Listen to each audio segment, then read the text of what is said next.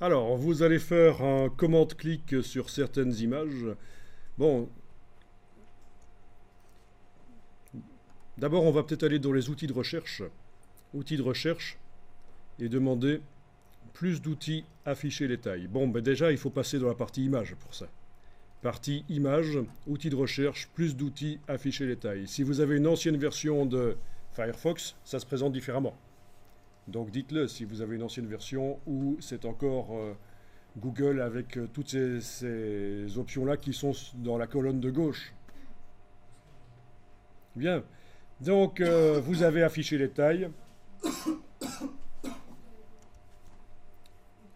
Alors c'est quoi les indications qu'on voit là? Oui, la hauteur et la largeur en pixels. C'est donc ce qu'on appelle la résolution. C'est exactement la réponse à ne pas donner parce qu'en fait ça n'a rien à voir avec la résolution. Et ça c'est ce que je vais vous apprendre, c'est la définition. Mais bon, c'est pas grave que tu ne connaisses pas parce qu'en fait beaucoup de gens ne savent pas ce qu'est la résolution. Donc on va apprendre ici ce qu'est la résolution. Ici c'est la définition de l'image, c'est-à-dire à quel point elle est précise. Bon, ceci dit, en passant, si vous voyez qu'il est inscrit Commons Wikimedia, c'est forcément du domaine public. Il n'y a pas besoin d'aller vérifier. Par contre, les autres photos, où il n'est pas indiqué Commons Wikimedia, il faudra normalement, pour un vrai travail, aller voir sur la page qui contient la photo pour voir vraiment les droits d'usage, parce que Google, c'est juste un robot qui marche qui fonctionne avec des mots-clés. Donc il est possible qu'il vous montre ici des photos qui ne sont pas dans le domaine public. Donc il faut, pour un vrai travail, vraiment aller vérifier sur chaque page qui contient l'image que je veux utiliser. Sauf quand c'est Wikimedia, Wikipédia, c'est forcément du domaine public, donc là, il n'y a pas de problème. Bien. On va demander ici dans les tailles d'afficher des images supérieures à 4 mégapixels, 4 mpx.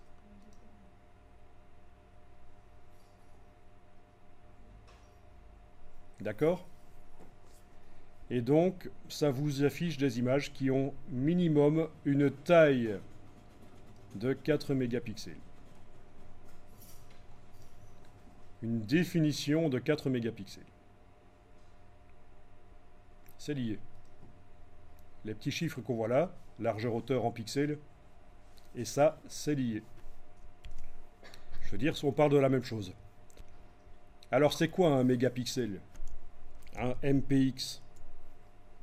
Vous savez ce que c'est un mégapixel? Bon. Donc, si je vous demandais par exemple cette image-là, combien de mégapixels fait-elle, hein? Les appareils photo, vous voyez les appareils photo, ils font 14 mégapixels, 20 mégapixels, les smartphones, ils font 4 mégapixels, 8 mégapixels. Ça vous dit quelque chose, ça? Vous savez que plus il y en a, mieux c'est. Mais c'est quoi un mégapixel? La définition. Ouais, c'est en rapport avec la définition.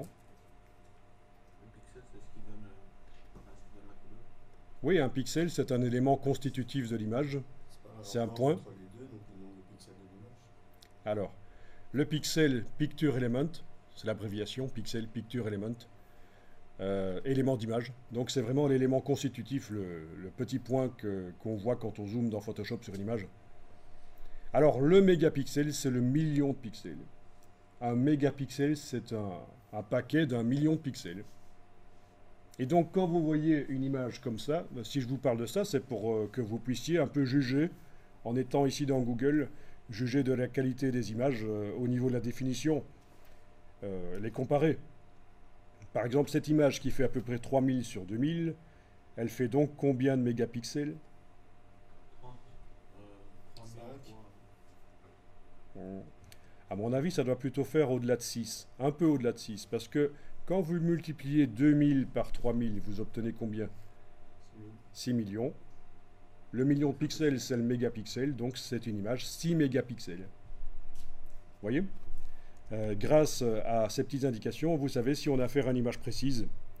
Ici, ce serait plutôt une image aux 15 mégapixels. J'ai pas fait le calcul, mais à vue d'œil, 14 mégapixels peut-être, quand je multiplie les deux valeurs. Ok, donc ça doit forcément, Google là, ne me montre de toute façon que des images qui font minimum 4 millions de pixels. Donc ça, c'est une chose certaine.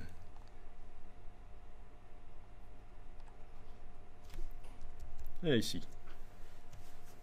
On doit être dans les 18 mégapixels à peu près.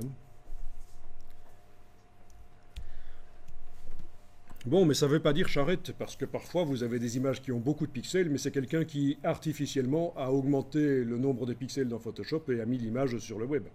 Ou alors l'image était floue. Elle a été prise avec un bon appareil, mais l'animal a bougé ou la personne n'avait pas trépied pour mettre l'appareil dessus, donc ça a bougé.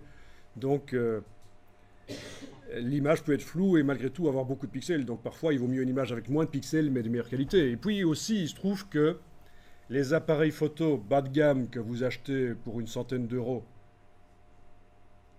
ben, ils ont peut-être des capteurs 20 mégapixels, mais au final ils font des photos moins bonnes qu'un appareil photo 10 mégapixels, voire même 5 mégapixels de plus haut de gamme avec un meilleur objectif, donc ce qu'on appelle un reflex.